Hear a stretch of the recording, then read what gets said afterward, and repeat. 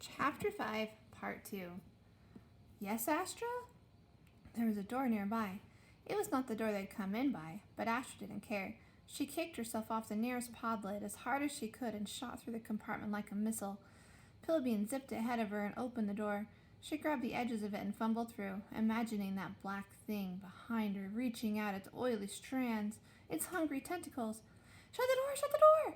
Yes, Astra. Lock it! It's locked, Astra. Nail wobbly bits of wood across it. Shove a cupboard against it. I do not have wobbly bits of wood, Astra. And what is a cupboard? Never mind. Astra kicked herself along yards and yards of corridor, needing to put as much distance as she could between herself and whatever it was. Pilbeam? Yes, Astra? What was that? It was a cake. I don't think so, Astra. Then, was it a monster? Pilbeam's head went around a couple times. Lights blinked on and off all over him. There are no monsters listed among the ship's crew, passengers, or cargo, he said. Then it must have come from outside, said Astra. It must be some sort of alien. A breeze plucked at Astra's sleeve. Cool air blew on her face, and she lifted her head and let it stir her hair. It was refreshing, blowing along the stale and stuffy corridor. But Pilbeam said, Oh no, oh dear. What? The robot went whizzing off, calling for Astra to follow him. It would have been hard not to, for the breeze she'd felt was rising to a gale, buffeting her after him along the corridor. He came to a locker and opened it. Inside hung 6 spacesuits, starting to stir and twitch and dance in the wind fingers found them. Put this on, said Pilbeam, finding the one that was nearest to Astra's size and unzipping it. It flapped like a flag as she fought her way into it. It was too big for her, but she was glad of that, because it meant there was room inside for Mammoth too. The wind was howling now. The long corridor hooted like a flute. Then Pilbeam fitted the bubble-shaped helmet over her head, and the sounds of the ship grew far away and watery. Astra could still hear Pilbeam, though, loud and clear through the helmet's radio. The hull must have been damaged. The ship is venting air into space. But if the air vents into space, what will everybody breathe? Hi, Roger. Did you wake up from your nap? Hey, hold on, boys and girls. Might need to fast forward a couple seconds. Hi, bud.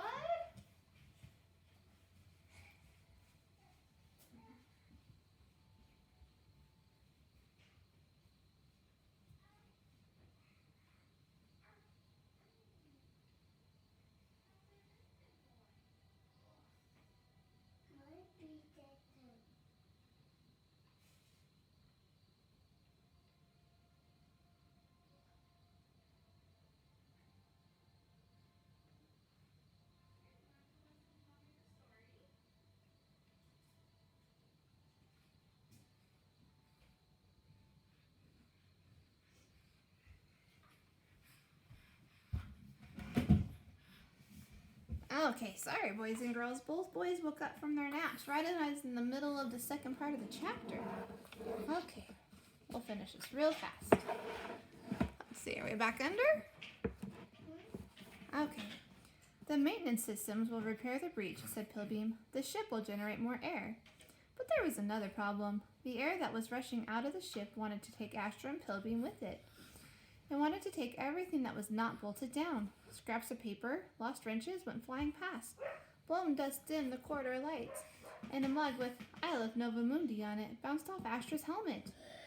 The empty spacesuits jittered in their hangars with the wind as the wind rose, as if they were all eager to join in the fun. Are you playing with hangers? Okay, we'll play when Mom's done reading, okay? The spare helmets jostled against each other with glassy creaks and squeaks. One by one, the suits took flight, and the wind whirled them off around the bend of the corridor and away. When they were all gone, it seemed to turn its attention to Astra. She felt her fingers being pried from the bulkhead and she was clinging to. Hold on, Astra, pleaded Pilbeam, but the wind snatched her up and carried her joyously away. She bounced off the bulkheads, snatched at passing pillars, Once grabbed hold of a control panel that anchored her for a few breathless seconds before its fixings gave away. Sparks skittered as it tore from the wall, and the wind wrenched the control panel out of her hands as she was hurtling on her way. "Help!" she screamed, as she was bounced and bundled on alone through the maze of corridors, a part of a growing cloud of tools and litter all headed in the same direction. His voice crackled at her for a moment over her helmet radio. "Don't worry, Astra.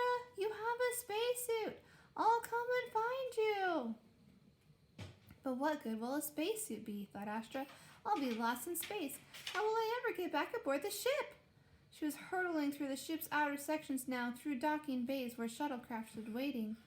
Fuel drums and hoses where empty spacesuits were caught up in the crazy whirlwind of a funnel towards the ship's big docking hatches. In the middle of the hatch, a circular hole had appeared. It was so neat around the edges that Astra didn't think it could be natural. But before she could even start to wonder who would have cut a hole in the hatch and how, she was sucked through it. Well, there goes Astra through the hatch. And there's baby Benton sitting on my lap pooping his diaper. Chapter 6. Roger, say bye-bye to the boys and girls. Can you tell them bye-bye? Use your words. Bye. Say bye-bye. Ryder's confused as to why he can't see it, but he is waving.